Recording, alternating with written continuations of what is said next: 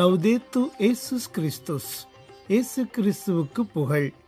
தமிழ் கூறும் நல்லுலகில் வாழும் அனைத்து அன்புள்ளங்களுக்கும் வத்திக்கான் வானொலியின் வணக்கம்.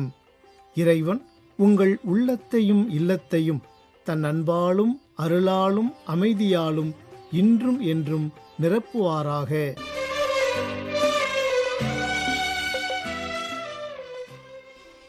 அன்பு நேயர்களே, வத்திக்கான் வானொலி இன்று உங்களுக்கு வழங்கவிருப்பவை தடம் தந்த தகைமை, அன்னை ஓர் அதிசயம் மற்றும் செய்திகள்.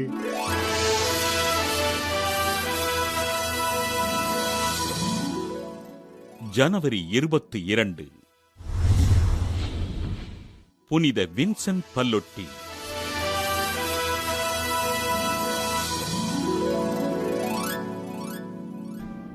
ரோமையில் வாழ்ந்த இறைபக்தி நிறைந்த பேதுரு பவுல் பல்லொட்டி மதலேனா பெற்றோருக்கு கிபி 1795 பிறந்தார். வின்சென்ட் பல்லொட்டி தன் பெற்றோரின் வழிகாட்டுதலின்படி இறைபக்தியோடு வளர்ந்த இவர் ஒருத்தல் முயற்சியாக ஒரு நாளைக்கு ஒருவேளை உணவு மட்டுமே உண்ண ஆரம்பித்தார். மூவொரு இறைவன் மீதும் மரியன்னையின் மீதும் பக்தியோடு இருந்த இவர் தன்னை இறைவனுக்கு அர்ப்பணிக்க விரும்பி குருத்துவ பயிற்சி பெற்று கிபி 1818 மே 16 குருவாக அருட்பொழிவு பெற்றார். இளைஞர் மீது அக்கறை கொண்டு அவர்களை சரியான வழிகளில் வழிநடத்தியதால் 2ஆம் பிலிப்பு நேரி என்று அழைக்கப்பட்ட இவர் தமது மறையுரையினாலும் ஒப்புரவு அருட்சாதனத்தினாலும் பலரை மனம் மாற்றினார். கைவிடப்பட்ட குழந்தைகளுக்காக விடுதியும் இளைஞர்களுக்கு மாலை நேர தொழிற்பயிற்சி பள்ளியும் நிறுவி அவர்களின் முன்னேற்றத்திற்காக பாடுபட்ட பல்லொட்டி கடவுள் மீதும் சக மனிதர்கள் மீதும் அன்பு செலுத்த வேண்டும் என்ற இறைவனின் கட்டளைக்கு உயிர்ப்பு கொடுத்தார். ஆண்களுக்கென்று கத்தோலிக்க அப்போஸ்தலிக்க சபையினையும் பெண்களுக்கென்று மறைப்பணி சகோதரிகளின் கத்தோலிக்க அப்போஸ்தல சபை என்ற 2 துறவற சபைகளை நிறுவிய இவர் மக்களுக்கு ஆண்டவரின் நற்செய்தியினை அறிவித்து உதவிகள் செய்தார்.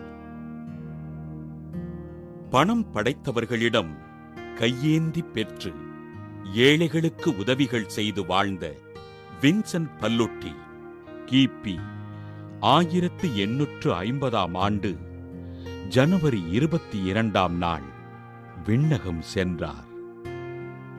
திருத்தந்தை 11ஆம் பத்திநாதரினால் கத்தோலிக்க செயல்பாடுகளின் முன்னோடி எனவும் துறவரத்தாரினால் 2ஆம் வத்திக்கான் சங்கத்தின் முன்னோடி எனவும் அழைக்கப்படுகின்ற வின்சென்ட் பல்லொட்டியினை திருத்தந்தை 23ஆம் யோவான் புனிதராக உயர்த்தினார். அழியா உடல்வரம் பெற்றிருக்கின்ற புனித வின்சென்ட் பல்லொட்டியின் திருவிழாவினை கொண்டாடுகின்ற நாம் நம் அருகில் வாழுகின்ற சக மனிதர்களை அன்பு செய்வோம். அவர்களை ஆண்டவர் ஆசீர்வதிக்கும்படியாக ஜெபிப்போம்.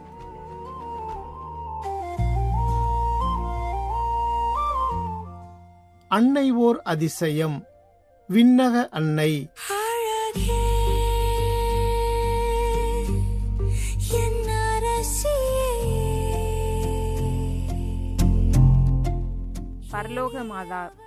பரலோக மாதா என்பது நம் ஆண்டவர் இயேசு கிறிஸ்துவின் தாயாகிய அன்னை மரியாள் தனது மண்ணுலக வாழ்வை நிறைவு செய்த பிறகு உடலோடும் ஆன்மாவோடும் விண்ணக மகிமைக்கு உயர்த்தி செல்லப்பட்டார் என்பதனை பறைசாற்றும் உன்னதமான அழைப்பாகும்.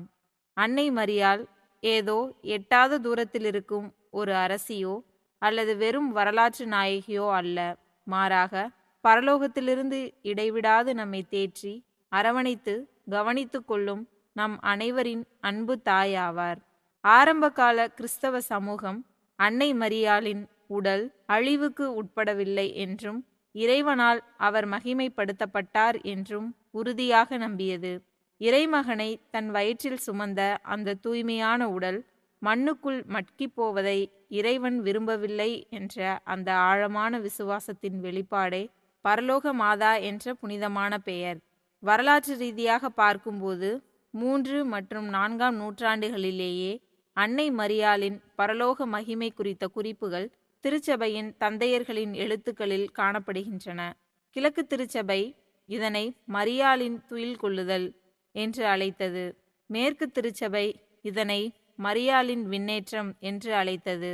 நூற்றாண்டுகள் கடந்தும் இந்த நம்பிக்கை விசுவாசிகளின் இதயங்களில் ஆழமாக பதிந்திருந்தது. அன்னை மரியாளின் விண்ணேற்றம் குறித்த இந்த விசுவாசமானது 1950ஆம் ஆண்டு நவம்பர் 1ஆம் தேதி திருத்தந்தை 12ஆம் பியஸ் அவர்களால் திருச்சபையின் அதிகாரப்பூர்வ விசுவாச கோட்பாடாக அறிவிக்கப்பட்டது. உடலோடும் ஆன்மாவோடும் கன்னி மரியா விண்ணக மகிமைக்கு எடுத்து கொள்ளப்பட்டார் என்பது கத்தோலிக்க திருச்சபை ஒவ்வொரு விசுவாசியும் நம்ப வேண்டிய ஒரு மாறாத சத்தியமாக அன்று முதல் நிலைநிறுத்தப்பட்டது. திருச்சபை மரபின்படி இயேசு கிறிஸ்து விண்ணகத்தின் அரசனாகவும் அன்னை மரியாள் விண்ணகத்தின் அரசியாகவும் போற்றப்படுகிறார்கள். அன்னை மரியாளின் பரலோக மகிமையை விவிலியம் நேரடியாக விண்ணேற்றம் என்ற சொல்லால் குறிப்பிடப்படவில்லை என்றாலும் மறைநூலின் பல பகுதிகள் இதனை மறைமுகமாக உறுதிப்படுத்துகின்றன. குறிப்பாக திருவெளிப்பாடு நூல் 12:1 குறிக்கப்பட்டுள்ள சூரியனை ஆடையாக அணிந்த பெண் மற்றும் லூக்கா நற்செய்தி 1:48 அன்னை மரியாள் பாடிய எல்லா தலைமுறையினரும் என்னை பேறு பெற்றவர் என்பர் என்ற இறைவாக்குகள் அன்னையின் விண்ணக மகிமையை சுட்டிக்காட்டுகின்றன. இறைவனின் திருவுளத்திற்கு பணிந்து வாழ்ந்த ஒரு எளிய பெண்மணி எப்படி விண்ணக அரசியாக உயர்த்தப்பட்டார் என்பதற்கு இந்த வசனங்களே சான்றாகும். பரலோக மாதா மீதான பக்தி முறைகள் விசுவாசிகளின் ஆன்மீக வாழ்வை சீரமைக்கின்றன. தூய ஜெபமாலையின் மகிமை மறைபொருள்கள் வழியாக அன்னையின் விண்ணேற்றத்தை நாம் தியானிக்கின்றோம். ஆண்டுதோறும் ஆகஸ்ட் 15ஆம் தேதி கொண்டாடப்படும் விண்ணேற்ற பெருவிழா கத்தோலிக்க திருச்சபையின் மிக முக்கியமான விழாவாகும். இத்தகைய பக்தி முயற்சிகளும் மரியாவின் பாடல்களும் மனித உள்ளங்களை பூமிக்குரிய கவலைகளிலிருந்து விடுவித்து பரலோகத்தை நோக்கி உயர்த்துகின்றன. இது வெறும் சடங்கு அல்ல, நம் இலக்கு விண்ணகம் என்பதை உணர்த்தும் ஒரு வாழ்வியல் பயிற்சி. உலகெங்கிலும் உள்ள லூர்து, பாத்திமா, குவாதலுப் போன்ற புகழ்பெற்ற யாத்திரை தலங்கள் பரலோக மரியாளின் பிரசன்னத்தை இன்றும் பறைசாற்றுகின்றன. இப்புனித தலங்களுக்கு செல்லும் மில்லியன் கணக்கான மக்கள் அன்னை வழியாக இறைவனின் அருளை பெறுகிறார்கள். இந்த இடங்கள் வெறும் சுற்றுலா தலங்கள் அல்ல, மாறாக இவை மனித குலத்திற்கு நம்பிக்கையை ஊட்டும் ஊற்று கண்களாக திகழ்கின்றன. அன்னையின் காட்சிகள் நிகழ்ந்த இந்த இடங்கள் விண்ணகம் மண்ணகத்தோடு இணையும் புள்ளிகளாக அடையாளப்படுத்தப்படுகின்றன. பரலோக மாதாவின் பரிந்துரையால் விசுவாசிகள் அடையும் அதிசயங்கள் எண்ணற்றவை. நோயிலிருந்து உடல் நலம் பெறுதல், கடும் மன உளைச்சலில் அமைதியடைதல், இழந்த நம்பிக்கையை மீண்டும் பெறுதல் என பல அற்புதங்கள் மக்கள் வாழ்வில் நிகழ்ந்து கொண்டே இருக்கின்றன. ஆனால் திருச்சபை ஒரு முக்கியமான உண்மையை இங்கே வலியுறுத்துகிறது. அதிசயங்கள் என்பவை வேடிக்கை பார்ப்பதற்கானவை அல்ல, அவை நம் விசுவாசத்தை ஆழப்படுத்தவும் இறைவனின் வல்லமையை உணரவும் தரப்படும் அடையாளங்கள் மட்டுமே. இன்றைய நுகர்வோர் கலாச்சாரத்தில், பொருளாதார ஓட்டத்திலும் இயந்திரத்தனமான வாழ்விலும் சிக்கியுள்ள மனிதனுக்கு பரலோக மாதா ஒரு சிறந்த வழிகாட்டியாக திகழ்கிறார். இந்த உலகமே எல்லாம் அல்ல, இதற்கு அப்பால் ஒரு நிலையான வாழ்வு உண்டு என்பதை அன்னை நமக்கு நினைவூட்டுகிறார். குடும்பங்களுக்கும் இளைஞர்களுக்கும் அன்னை ஒரு முன்மாதிரியாக விளங்குகிறார். ஒரு குடும்பத்தில் அன்பும் தியாகமும் நிலவும் போது அங்கே பரலோக வாழ்வு இப்போதே தொடங்குகிறது என்று அன்னை உணர்த்துகிறார். உடனடி வெற்றிகளையும் தற்காலிக இன்பங்களையும் தேடி அலையும் இன்றைய இளைஞர்களுக்கு நிலையான அர்த்தமுள்ள வாழ்வை தேடுங்கள் என்று அன்னை அறிவுறுத்துகிறார். பரலோக மாதாவின் கரம் பிடித்து நாம் நடக்கும்போது நம் வாழ்வு ஒரு புனிதமான யாத்திரையாக மாறி நம்மை நித்திய மகிமைக்கு இட்டு செல்லும். தமிழ்நாட்டில் அன்னை மரியாளின் விண்ணேற்ற பக்திக்கு சான்றாக விளங்கும் மிக முக்கியமான அடையாளங்களில் ஒன்று பாளையங்கோட்டை பரலோக மாதா பேராலயம். திருநெல்வேலி மறை மாவட்டத்தின் தாய் ஆலயம் என்ற பெருமை கொண்ட இந்த தலம் அன்னை மரியாள் உடலோடும் ஆன்மாவோடும் விண்ணக மகிமைக்கு உயர்த்தி செல்லப்பட்ட மறைபொருளை மையமாக கொண்டது. பல நூற்றாண்டுகளாக தென் தமிழக கிறிஸ்தவர்களின் ஆன்மீக மையமாக திகழும் இப்பேராலயத்தில் ஆண்டுதோறும் ஆகஸ்ட் 15ஆம் தேதி நடைபெறும் விண்ணேற்ற திருநாள் ஜாதி மத வேறுபாடின்றி பல்லாயிரக்கணக்கான மக்கள் கூடும் ஒரு மாபெரும் விசுவாச கொண்டாட்டமாக திகழ்கிறது. அதேபோல் தூத்துக்குடி மாவட்டம் காமநாயக்கன்பட்டி பரலோக மாதா திருத்தலம் கிராமப்புற மக்களின் ஆழமான விசுவாசத்திற்கு ஒரு மகுடமாக விளங்குகிறது. எளிய கட்டமைப்பை கொண்டிருந்தாலும் இத்தலம் பல தலைமுறைகளாக சுற்று வட்டார கிராம மக்களின் வாழ்வோடும் வழிபாட்டோடும் இணைந்துள்ளது. குறிப்பாக வீரமாமுனிவர் போன்ற புனித பணியாளர்களின் காலத்திலிருந்தே இந்த பகுதிகள் பரலோக மாதா பக்தி வேரூன்றி இருப்பது இதன் வரலாற்று சிறப்பு. எளிய விவசாயிகளின் வேண்டுதலுக்கு செவிசாய்க்கும் அன்னையாக காமநாயக்கன்பட்டி மாதா ஒரு பாதுகாவலராக போற்றப்படுகிறார். தமிழ்நாட்டில் அன்னை மரியாளின் விண்ணேற்ற பக்திக்கு சான்றாக விளங்கும் மிக முக்கியமான அடையாளமாக திகழ்வது காமநாயக்கன்பட்டி பரலோக மாதா திருத்தலம். பாளையங்கோட்டை விண்ணேற்ற பேராலயத்தின் வரலாற்று தொடர்பை கொண்டிருந்தாலும் மக்கள் மனதிலும் வாய்மொழி வழக்கிலும் பரலோக மாதா என்றாலே அது காமநாயக்கன்பட்டிதான். இது வெறும் ஒரு கட்டிடம் அல்ல, தென் தமிழகத்தின் எளிய கிராமப்புற மக்களின் ஆழமான விசுவாசத்திற்கு ஒரு மகுடமாக விளங்குகிறது. தமிழ்நாட்டு பண்பாட்டில் பரலோக மாதா பக்தி என்பது பூமியில் வாழ்ந்த தாய் இன்று பரலோகத்தில் அரசியாக இருந்தாலும் எங்களை ஒருபோதும் மறக்கவில்லை என்ற நம்பிக்கையில்தான் தங்கியிருக்கிறது. குறிப்பாக தாய்மார்கள், நோயாளிகள் மற்றும் குடும்ப சிக்கல்களில் தவிப்பவர்கள் பரலோக மாதாவை தங்கள் ஆறுதலின் தாய் என்று அழைக்கிறார்கள். தங்கள் அன்றாட வாழ்க்கையின் வழிகளையும் சவால்களையும் விண்ணகத்தில் வீற்றிருக்கும் ஒரு தாயிடம் ஒப்படைக்கும் போது அவர்களுக்கு ஒரு புதிய பலமும் பாதுகாப்பும் கிடைப்பதாக மக்கள் ஆழமாக நம்புகிறார்கள். இந்த திருத்தலத்தில் மக்கள் அனுபவிக்கும் அதிசயங்கள் அதிகாரப்பூர்வமாக அறிவிக்கப்படாவிட்டாலும் விசுவாசிகளின் சாட்சிகள் காலங்காலமாக தொடர்கின்றன. நீண்டகால நோய்களிலிருந்து குணமடைதல், தற்கொலை எண்ணம் மற்றும் மன அழுத்தத்திலிருந்து விடுதலை பெறுதல், சிதைந்து போகும் நிலையில் இருந்த குடும்பங்களில் ஒற்றுமை ஏற்படுத்துதல் போன்றவை மக்கள் பகிரும் சில முக்கியமான சாட்சிகளாகும். குறிப்பாக தேர்வு பயம் நீங்கி தன்னம்பிக்கை பெற்றதாக பல மாணவர்கள் இங்கே சாட்சியளிக்கின்றனர். ஆனால் இத்தலத்தில் நிகழும் மிகப்பெரிய அதிசயம் என்னவென்றால், நம்பிக்கையற்ற நிலையில் வந்தவர்கள் மீண்டும் நம்பிக்கையோடு மாற்றப்பட்ட வாழ்க்கைகள்தான். நாம் நெஞ்சில் ஏந்த வேண்டிய செய்தி இதுதான். அன்னை மரியாள் விண்ணகத்திற்கு உயர்த்தப்பட்டார் என்பது அவர் நம்மை விட்டு பிரிந்து சென்று விட்டார் என்பதல்ல, மாறாக அவர் எங்கும் நிறைந்திருக்கும் ஒரு தாயாக நம் ஒவ்வொருவருக்குள்ளும் வாழ்கிறார் என்பதாகும். ஒரு சாதாரண பெண்ணாக பூமியில் வாழ்ந்து சிலுவையின் அடியில் நின்றபோது பல துன்பங்களை தாங்கி இன்று பரலோகத்தில் அரசியாக வீற்றிருக்கும் அன்னை நமக்கெல்லாம் ஒரு மாபெரும் நம்பிக்கையின் ஒளி. நமது வாழ்க்கை போராட்டங்கள், கண்ணீர் மற்றும் கவலைகள் எதுவுமே நிரந்தரமல்ல. கார்மேகங்கள் விலகி சூரியன் தோன்றுவதைப் போல அன்னை மரியாளின் பரிந்துரையால் நம் வாழ்வின் கஷ்டங்கள் ஒரு நாள் மாறும். காமநாயக்கன்பட்டி திருத்தலத்தில் அன்னை இன்று வரை நிகழ்த்தி வரும் அத்தனை அதிசயங்களும் நமக்கு சொல்லும் ஒரு மந்திரம்: கைவிடாதே, உன் தாய் அருகிலேயே இருக்கிறாள். எனவே வாழ்க்கையில் சோதனைகள் வரும்போது கலங்காதீர்கள். தனிமை உங்களை வாட்டும் போது பரலோக மாதாவின் கரம் பிடித்து கொள்ளுங்கள்.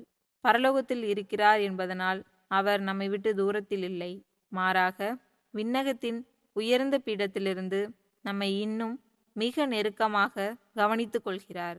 நன்றி.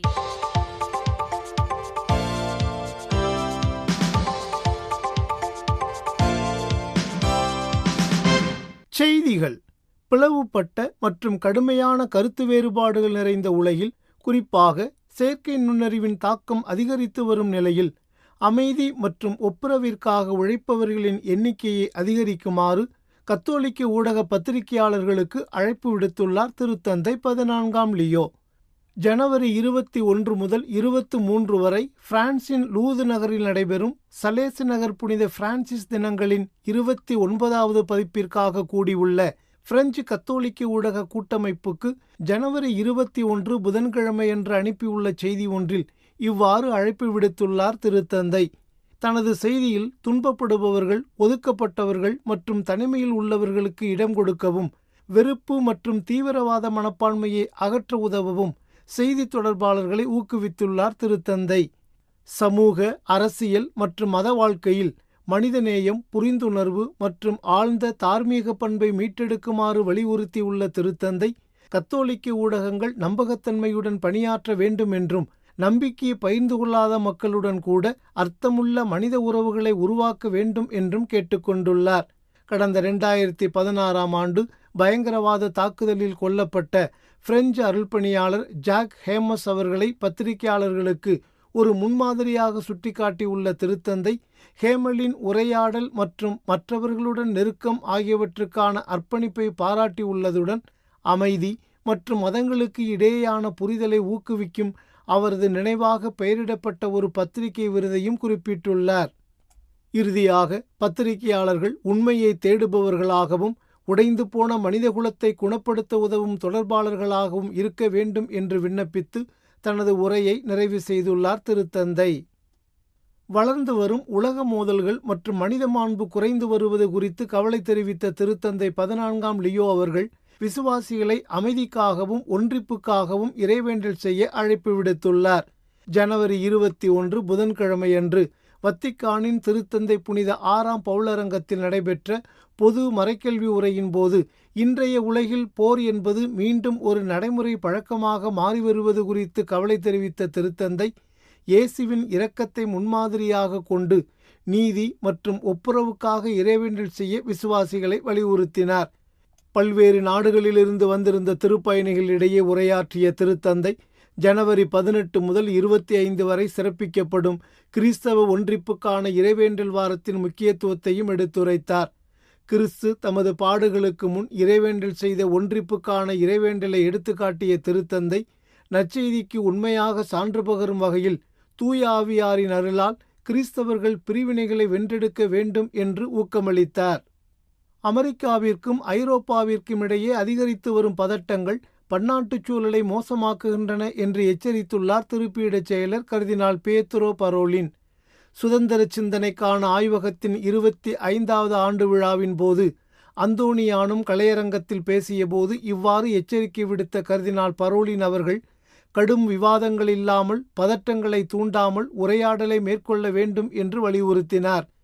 முன்மொழியப்பட்ட காசா அமைதி வாரியத்திற்கு திருப்பிடம் அழைக்கப்பட்டதாகவும், ஆனால் அது நீதி ரீதியாக பங்களிக்காது என்றும், இந்த திட்டத்தை இன்னும் கவனமாக மதிப்பாய்வு செய்து வருவதாகவும் குறிப்பிட்டார் கர்தினால் பரோலின். இஸ்ரேல் பாலஸ்தீன மோதலை தீர்ப்பது பரந்த மத்திய கிழக்கு அமைதிக்கு முக்கியமாகும் என்று கூறிய கர்தினால் பரோலின் அவர்கள் ஒரு சாத்தியமான இரு அரசு தீர்வுக்கான ஆதரவை மீண்டும் வலியுறுத்தினார். கிறிஸ்தவ ஒன்றிப்புக்கான தேடலும் பிளவுபட்டு கிடக்கும் இந்த உலகிற்கு தேவையான அமைதிக்கான தேடலும் ஒன்றோடொன்று பிரிக்க முடியாதபடி கைகோர்த்து செல்ல வேண்டும் என்று கூறினார் கர்தினால் குர்த் கோச். வத்திக்கான் செய்திக்கு வழங்கிய நேர்காணல் ஒன்றில் கிறிஸ்தவ ஒன்றிப்பு திருப்பீடத்துறையின் தலைவர் கர்தினால் கோச் அவர்கள் ஜனவரி 18 முதல் 25 வரை சிறப்பிக்கப்படும் கிறிஸ்தவ ஒன்றிப்புக்கான இறைவேண்டல் வாரத்தை முன்னிட்டு பேசுகையில், கிறிஸ்தவ ஒன்றிப்பு என்பது அமைதிக்கான ஒரு சமூக தேவை என்றும் கிறிஸ்தவ சாட்சிய வாழ்விற்கு அவசியமான ஒன்று என்றும் சுட்டிக்காட்டினார். மேலும் கிறிஸ்தவ சபைகள் தங்களுக்குள் பிளவுபட்டு இருந்தால் இந்த உலகிற்கு அமைதியை பற்றி போதிக்கும் தார்மீக உரிமையை அவை இழக்கின்றன என்று குறிப்பிட்ட கர்தினால் கோச் அவர்கள், கிறிஸ்தவர்களிடையே நிலவும் பிரிவினைகள் அமைதிக்காக திரு அவை ஆற்றும் பங்களிப்பை பலவீனப்படுத்துகின்றன என்றும் சுட்டிக்காட்டினார். இந்த ஆண்டிற்கான இறைவேண்டல் வாரம் ஒன்றிப்புக்கான வலிமையானதோர் அழைப்பை விடுக்கிறது என்றும் குறிப்பிட்டார் கர்தினால் கோச். இத்துடன் வத்திக்கான் வானொலியின் தமிழ் ஒலிபரப்பு நிறைவு பெறுகின்றது. வணக்கம்.